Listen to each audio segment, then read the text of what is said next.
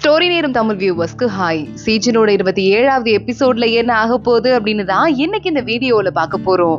இந்த எபிசோட் ஸ்டார்டிங்லயே சிசியும் அந்த காம்படிஷனுக்கு வந்திருக்கிறத பார்த்துட்டு 6th பிரின்ஸ் இருக்கான்ல அவனோட அம்மா பாருண்டா அந்த மாதிரி லோ கிளாஸ் பொண்ணெல்லாம் கூட கூப்பிட்டுருக்காங்க, கொஞ்சம் கூட இந்த ஜின்னு மேல அவங்க அம்மாக்கு பாசமே இல்லைன்னு கேள்விப்பட்டேன், அதெல்லாம் நடந்துருச்சு பாரு அப்படின்னு சொல்ல, இந்த பொண்ணு ரொம்ப அழகா இருக்காதான் இல்லன்னு சொல்லல, ஆனா அழகெல்லாம் வந்துட்டு திறமைக்கு முன்னாடியோ இல்லைன்னா வந்து குடும்ப பெருமைக்கு முன்னாடியோ வருமானு சொல்ல அந்த 6th பிரின்ஸ் பாக்குறான். சிசிய பார்த்துட்டு சூப்பர் அழகா இருக்காளே நினைச்சிட்டு இருக்கான். இன்னொரு பக்கம் நம்ம ஜின்னோட அம்மா பாக்குறாங்க, யாரா போயும் இந்த பொண்ணெல்லாம் கூப்பிட்டது, 6th பிரின்ஸ் அம்மாக்கு அறிவே இல்ல போல அப்படின்னு ரெண்டு பேரும் ஒருத்தங்க மாத்தி நினைச்சு கிண்டலா சிரிச்சிட்டு இருக்காங்க. இங்க ராஜா கிட்ட இந்த மூத்த இளவரசி பேசிக்கிட்டு இருக்கா. ராஜா சொல்றாரு, எனக்கு இந்த மாதிரி ஒரு போட்டி நடந்தப்போ நான் 6 பேருக்கு வந்து இந்த மாதிரி பூ கொடுக்கணும், 6 பேர் எனக்கு பிடிச்சிருக்குன்னு சொல்றதுக்காக, ஆனா என் மனசுக்குள்ள இருந்த பொண்ணு ஒருத்தி தான் அப்படின்னு சொல்ல, நீங்களும் எம்ப்ரஸும் ரொம்ப க்ளோஸா இருந்தீங்க அப்படின்னு சொல்லிட்டு மூத்த இளவரசி சொல்லிக்கிட்டு இருக்கா. அப்போ அங்க ஜோசியக்காரங்க ஒருத்தங்க வராங்க. வந்துட்டு இங்க பாருங்க, ஏற்கனவே ஜின்னோட ஜாதகம் ரொம்ப மோசமான ஜாதகம்ங்கிறதால நாட்டுக்கு நிறைய ஆபத்து அவனால இருந்தது. இப்போ இந்த மாதிரி ஜாதகம் இருக்க பொண்ணோட சேர்த்து கல்யாணம் பண்ணி வச்சுட்டீங்கன்னா நாட்டுக்கு இன்னும் பேரழிவு வரதுக்கு காரணமா இருக்கும் அப்படின்னு 4 பிட்டு எக்ஸ்ட்ரா போட மூத்த இளவரசி தான் ஏற்பாடு பண்ணிருப்பா போல. ஆனா நடிக்க ஆரம்பிக்கிறா. இங்க பாருங்க, கண்டதையும் சொல்லி ராஜாவை இப்ப குழப்ப வேண்டாம், எதுவும் பாத்துக்கலாம் அப்படின்னு சொல்ல ராஜா பாக்குறாரு. அவனுக்கு எந்த பொண்ணை பிடிச்சிருக்கோ அவளை கல்யாணம் பண்ணிக்கிட்டும், ரொம்ப பேசி குழப்பாதீங்க அப்படின்னு சொல்லிட்டு அந்த ஆள் அங்க இருந்து வெளியே அனுப்பிடுறாங்க. ஆனாலும் மூத்த இளவரசி குறுன்னு பாத்துட்டே இருக்கா. இங்க பெயிண்டிங் வரையறதுக்கு 2 hours டைம் கொடுத்துட்டு இருந்தாங்கல்ல, எல்லாரும் ஆளாளுக்கு வரைஞ்சிட்டு இருக்காங்க. டைம் இங்க முடியுது. எதுக்கும் இருக்கட்டும் அப்படின்னு நம்ம சிசி அவளோட அந்த பெயிண்டிங் புக்ல மட்டும் அந்த பேப்பர்ல அவளோட லிப்ஸ்டிக் அச்ச ஒட்டி விட்டுறா. ஏன்னா யாராவது மாத்தினா கண்டுபிடிச்சிடலாம். அதுக்காக சிசி அமைதியா வெயிட் பண்ணிட்டு இருக்கா. எல்லாரோட பெயிண்டிங்கையும் வாங்கிட்டு போறாங்க. ராஜா அந்த இடத்துக்கு வராரு. எல்லாரும் எந்திரிச்சு வணக்கம் சொல்றாங்க. ராஜா தான் பெஸ்ட் பெயிண்டிங் எது அப்படின்னு பார்க்க போறாரு போல. ஃபர்ஸ்ட் பெயிண்டிங்கே மூத்த இளவரசியோட பொண்ணு பெயிண்டிங் தான் வருது. ரொம்ப அழகா இருக்கு அப்படின்னு ராஜா சொல்லிட்டு இருக்காரு. நேரா மூத்த இளவரசியோட பொண்ணை கூப்பிட்டு, இந்த பிரேஸ்லெட் உனக்கு, இந்த வளையல் ரொம்ப அழகா இருக்கு, ரொம்ப முக்கியமானது, இதை நீ வச்சுக்கோ, இவ்வளவு அழகான பெயிண்டிங் பண்ணதுக்கு இதை கூட கொடுக்க மாட்டாங்களா அப்படின்னு கேட்டுட்டு அதை கொடுக்க ரொம்ப திமிரு காட்டிட்டு வெளியே போயிட்டு இருக்கா. அடுத்தடுத்து ஒவ்வொரு பெயிண்டிங்கா வருது. ராஜா எல்லாருமே இப்படி அழகா வரையறாங்களே அப்படின்னு பாராட்டிட்டு இருக்காரு. கரெக்டா நம்ம சிசியோட பெயிண்டிங்க ஓபன் பண்றாங்க. பார்த்தா வெறும் பேப்பர் தான் இருக்கு, பெயிண்டிங்கே இல்ல. உடனே எங்க மூத்த இளவரசி பார்த்துட்டு ஏதாவது போல்டா செஞ்சா நம்மளோட கவனத்தை எடுக்கலாம் தான், ஆனா இந்த அளவுக்கு திமிரா இருக்க கூடாதுன்னு சொல்ல சிசிய உள்ள கூப்பிடுறாங்க அப்படின்னு தகவல் வருது. சிசி பயந்துகிட்டே நேரா உள்ள வரா. வணக்கத்தை போடுறா. நீ வரைஞ்சதானம்மா அப்படின்னு ராஜா கேட்க, நான் வரைஞ்சேன் தான், இது என்னோட பெயிண்டிங் இல்ல போல அப்படின்னு சிசி சொல்லிக்கிட்டு இருக்கா. ஜின்னுக்கும் என்ன பண்றதுன்னு தெரியல, நர்வஸ் ஆயிட்டு இருக்கான். இந்த பொண்ணு வரைஞ்ச மாதிரி நான் பார்க்கவே இல்ல, வெறும் பேப்பர் வச்சுதான் 2 மணி நேரமும் உட்கார்ந்து இருந்தா அப்படின்னு சூப்பர்வைசரும் சொல்லிடுறாரு.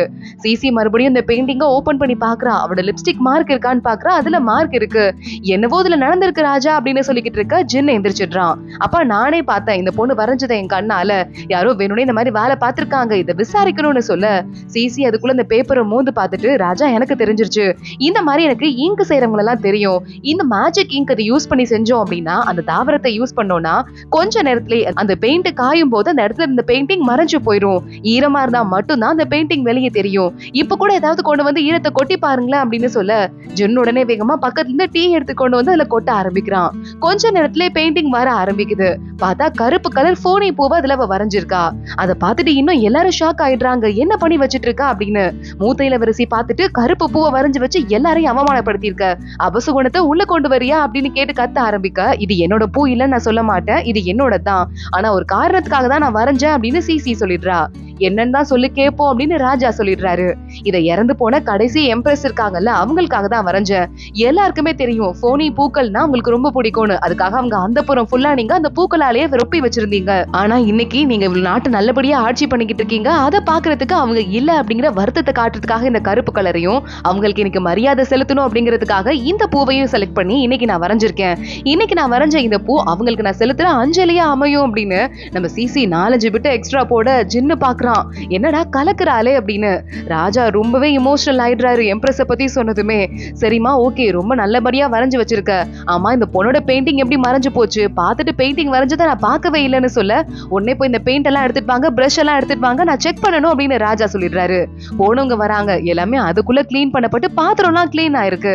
ஏண்டா நல்ல வேலை தான் பார்த்து பண்றீங்க போல, கையில மாட்டிக்க கூடாதுன்னு, இதை சும்மா விட மாட்டேன், போய் விசாரிங்க அப்படின்னு சொல்லிட்டு, இவனுக்கு முடிவுல சம்மந்தம் இல்லைன்னு தெரிஞ்சதுன்னா விடுங்க, இல்லன்னா விடாதீங்க அப்படின்னு சொல்ல, சரி சரி அடுத்த பெயிண்டிங் என்னன்னு பாக்கலாம் அப்படின்னு இவனுடைய மூத்த இளவரசி மாத்தி விட்டுட்டு இருக்கா. ராஜா பாக்க வராருன்னு தெரிஞ்சும் இந்த மாதிரி ஒரு வேலையை பண்ணிருக்காங்கன்னா இவங்களை சும்மா விடக்கூடாது அப்படின்னு சிக்ஸ்த் பிரின்ஸோட அம்மாவும் கத்த ஆரம்பிக்கிறா.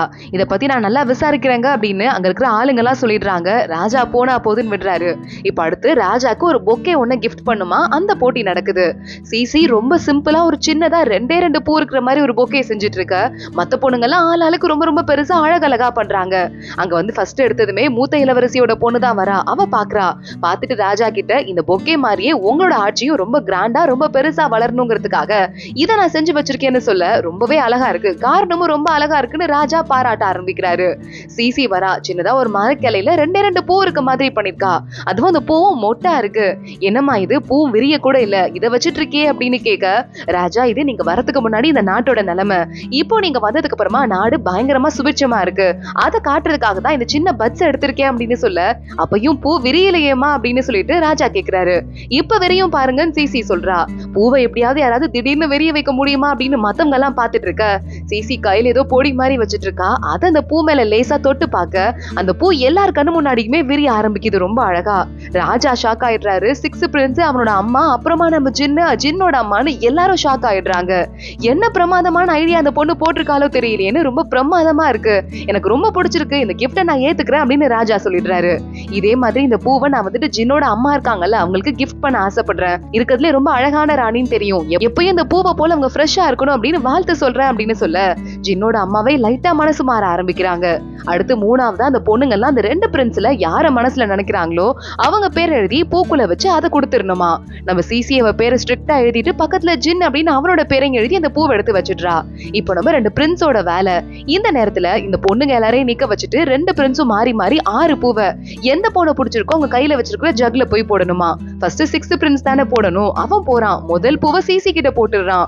ஜின் ஒரு பக்கம் ஷாக் ஆயிட்டு என்ன நடக்குதுன்னு ஒண்ணு புரியாம, எதுக்கு ஒவ்வொருத்தங்களா மாறி மாறி போடணும், நீங்க மூத்தவருங்கிறதால நீங்களே முதல்ல 6 பூவையும் போட்டு வந்துருங்கன்னு சொல்ல, வேகமா அவன் போயிட்டு 6 பூவை எடுத்து அங்க இருக்கிற நிறைய பொண்ணுங்கள்ல 6 பேர் ஜக்ல போட்டு வந்துடுறான்.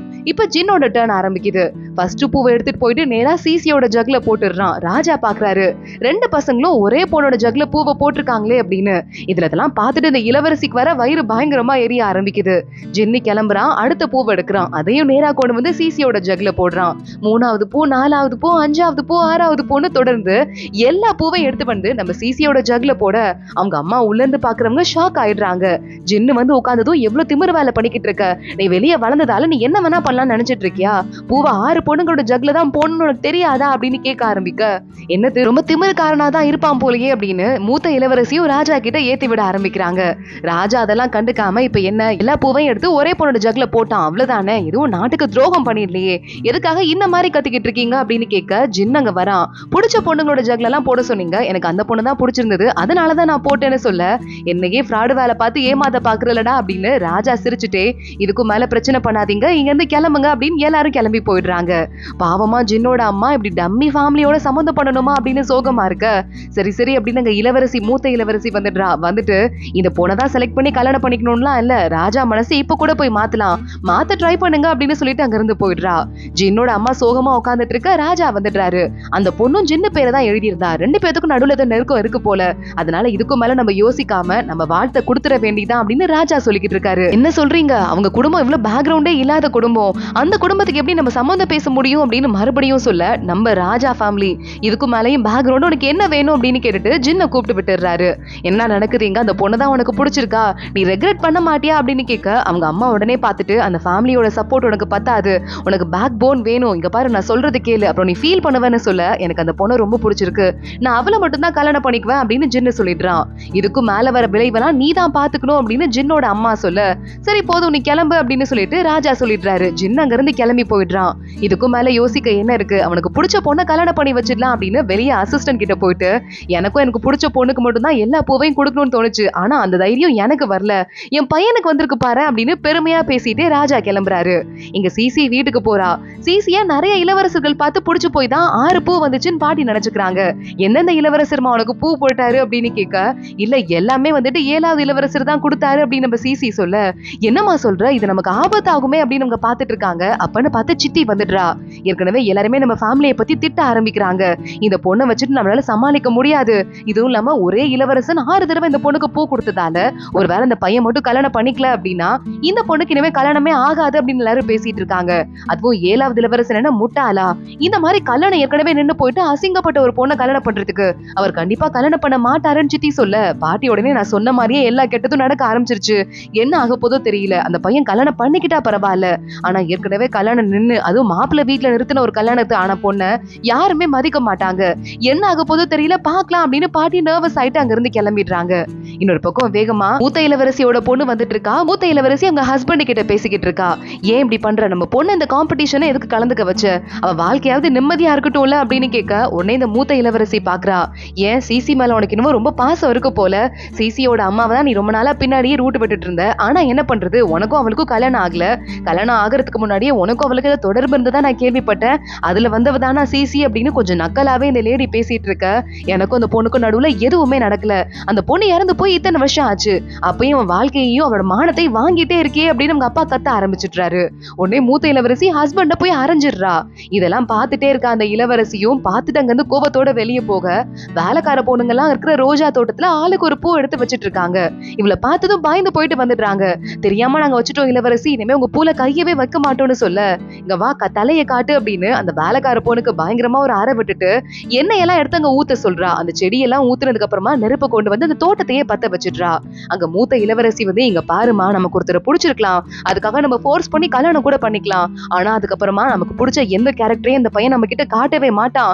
பிடிக்காம பண்ணதால நம்மள என்னைக்குமே அவனுக்கு பிடிக்காதுன்னு சொல்ல இல்லம்மா, நான் அவரை அடைஞ்சா போதும், என்கிட்ட எந்த கேரக்டரையும் அவர் காட்டாடி பரவாயில்ல, நான் மாத்திடுவேன், எனக்கு ப்ளீஸ் ஹெல்ப் பண்ணு அப்படின்னு கெஞ்ச ஆரம்பிக்கிறா. இப்போ ஒரு பிளாஷ்பேக்க காட்டுறாங்க. இப்ப இந்த மூத்த இளவரசியோட ஹஸ்பண்ட் வந்தாருல, போர்ல போய் ஜெயிச்சுட்டு ரொம்ப வீரமா திரும்ப வந்திருக்காரு. அப்போ இந்த மூத்த இளவரசி பார்த்துட்டு காதல்ல விழுந்திருக்கா. போர்ல ஜெயிச்சதால ராஜா நேரா கூப்பிட்டு பாராட்டிட்டு இந்த மாதிரி மூத்த இளவரசியை நீங்க கல்யாணம் பண்ணிக்கோங்கன்னு சொல்ல இல்ல இந்த கல்யாணத்துல எனக்கு அவ்வளவா இஷ்டம் இல்ல அப்படின்னு இவரை சொல்லிடுறாரு. மூத்த இளவரசி கேட்டுட்டு வெளியே இருந்தே அழ ஆரம்பிச்சிருக்கா. அப்புறம் எப்படியோ சமாளிச்சு இவரை கல்யாணம் பண்ணியிருப்பா போல. அதுக்கப்புறமும் இவ ஹாப்பியாவே இல்லல்ல. அதை பத்தி யோசிச்சு பார்த்துட்டு சரி உனக்காக நான் ஹெல்ப் பண்றேன் அப்படின்னு சொல்லிடுறா. இங்க அடுத்த நாள் சிசியோட வீட்டுக்கு ராஜ உத்தரவு வருது. என்னமோ ஏதோன்னு பாட்டி பயந்துகிட்டே வந்து மண்டி போட்டு ராஜ உத்தரவை வாங்க ஆரம்பிக்க சிசி இந்த வீட்டு பொண்ண 7வது இளவரசருக்கு கல்யாணம் பண்ணி கொடுக்கறது அப்படின்னு ராஜா முடிவு பண்ணிருக்காரு. இந்த பத்திரிகையை எடுத்துக்கிட்டு இந்த இன்னும் கூடிய சீக்கிரம் நாள் என்னைக்குன்னு சொல்லப்படும். அந்த நாள் அன்னைக்கு சிசிக்கும் ஜின்னுக்கும் கல்யாணம் ஆகும். அது வரையவே நம்ம சிசியை ஏற்கனவே வந்துட்டு யாரும் பேர் சொல்லி கூப்பிடாம இனிமே யான் இளவரசின்னு கூப்பிட ஆரம்பிச்சிருங்க, பட்டத்தை கொடுத்தாச்சு அப்படின்னு சொல்லிட்டு அங்க இருந்து வேலைக்கார பையன் கிளம்பி போயிட எல்லாரும் சிசியை பார்த்து வாழ்த்து சொல்லிக்கிட்டு இருக்காங்க. இந்த சித்திக்கு செம்ம கடுப்பா பொறாமையா இருக்கு. சிசி பார்த்து சிரிச்சிட்டு இருக்கா. பாட்டி வந்துடுறாங்க. இதுக்கு மேல நம்ம ராஜ குடும்பத்தோட சம்பந்தி அப்படிங்கறதால நம்ம குடும்பத்துக்கு பாதுகாப்புக்கு எந்த குறைச்சலும் வராது. நீ சின்ன வயசா இருக்கும் போதே ஏதோ பெருசா பண்ணுவன்னு தெரியும், ஆனா இந்த அளவுக்கு குடும்பத்தையே பாதுகாக்க ஆரம்பிப்பேன்னு எனக்கு தெரியாம போயிடுச்சு அப்படின்னு பாட்டி சந்தோஷமா அங்க இருந்து கிளம்ப இந்த சித்தி பயங்கரமா கடுப்பாயிட்டு இருக்கா. வேலைக்கார லேடி வந்து பாத்தீங்களா, இனிமே இவ வந்து இளவரசியா யான் இளவரசியா அப்படின்னு சொல்ல சித்தி பயங்கரமா கடுப்பாயிட்டு இதை விடக்கூடாது, இதுக்கு மேல விடவே கூடாது அப்படின்னு கத்திக்கிட்டு இருக்கா. அதோட தான் இந்த எபிசோட் முடியுது. அடுத்து என்ன ஆக போகுது தொடர்ந்து பார்க்கலாம். இந்த வீடியோவை லைக் பண்ணிக்கோங்க, மறக்காம நம்ம சேனலுக்கு சப்ஸ்கிரைப் பண்ணிட்டு பெல் ஐகானையும் கிளிக் பண்ணிக்கோங்க. அடுத்த வீடியோல பார்க்கலாம். அது வரையும் பாய்.